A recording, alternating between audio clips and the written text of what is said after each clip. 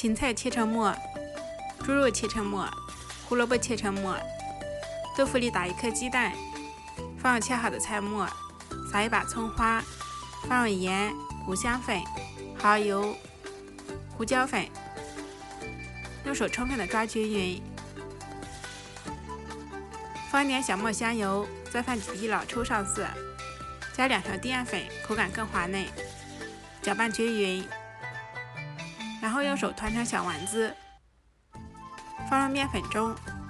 均匀的沾上1层干面粉，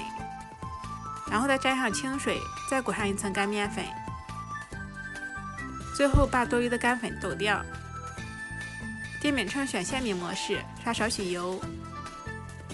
放入做好的小丸子，压成饼状，上面再刷上1层油，防止饼的水分流失，盖上盖，烙4分钟，然后翻下面，盖上盖，再烙4分钟，烙到饼的2面金黄，鼓起就熟透了。这样做的饼子皮特别薄，而且特别酥脆，简单又好吃。我是小鹅，喜欢就关注我吧。